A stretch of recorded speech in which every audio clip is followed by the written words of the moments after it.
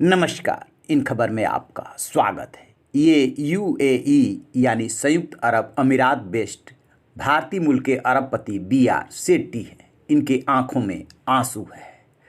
आंसू कंगाल हो जाने का है, क्योंकि इन्हें अपने $2 बिलियन यानी लगभग 14,000 करोड़ की कंपनी महज $1 यानी 73 रुपये 52 पैसे में बेचनी पड़ी है। और ऐसा हुआ कंपनी पे बहुत ज़्यादा कर्ज होने व फर्जीवाड़े की जांच शुरू होने की वजह से। बीआर सेट्टी की फाइनेंशियल सर्विस कंपनी फिनाबलर ने घोषणा की है कि वो ग्लोबल फिनटेक इन्वेस्टमेंट्स होल्डिंग के साथ एक समझौता कर रही है।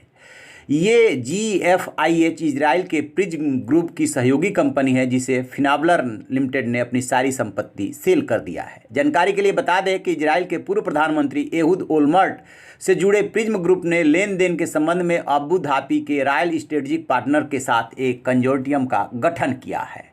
पिछले साल दिसंबर में फिनाबलर की मार्केट वैल्यू $2 बिलियन थी।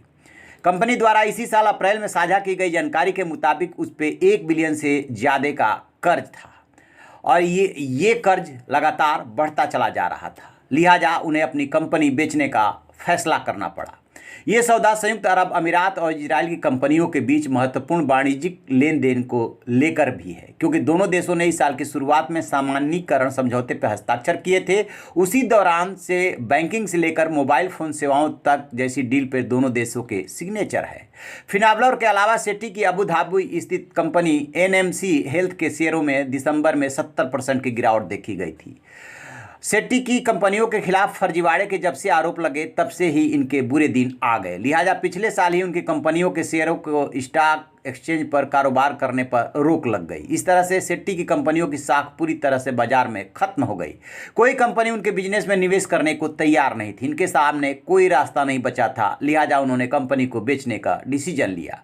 यूएई में हेल्थ केयर इंडस्ट्री में काफ़ी संपत्ति बनाने वाले 77 साल के सेट्टी पहले भारतीय हैं जिन्होंने 1970 में NMC हेल्थ की शुरुआत की थी, जो आगे चलकर साल 2012 में लंदन स्टॉक एक्सचेंज पर लिस्ट होने से पहले देश की अपने तरह की पहली कंपनी बनी। कहा जाता है कि 70 के दशक में सेट्टी महज $8 लेकर यूएई पहुंचे थे और मेडिकल रिप्रेजेंटेटिव के रूप में अपने करियर की शुरुआत की थी।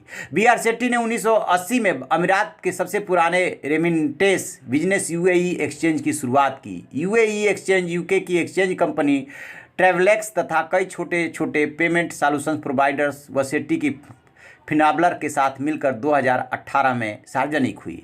सेट्टी ने हेल्थ केयर और फाइनेंशियल सर्विसेज के अलावा hospitality, food and beverage, pharmaceutical, manufacturing व रियल इस्टेट में भी हाथ आजमाया। सब जगह उन्हें सफलता मिली, लेकिन लास्ट में भाग्य ने धोखा दिया। कंपनी पे लगातार कर्ज बढ़ते चले गए और उधर जांच शुरू हो गई। फिर उनके सामने कोई विकल्प नहीं बचा। जो वो $8 लेकर के यूएई पहुँचे थे, लगभग उतनी ही रकम लेकर के वो भारत लौटेंगे। इसे कहते हैं किस्मत का खेल। तो आप रहिए न बेखबर, देखते रहिए इन खबर। इन खबर चैनल को सब्सक्राइब करें।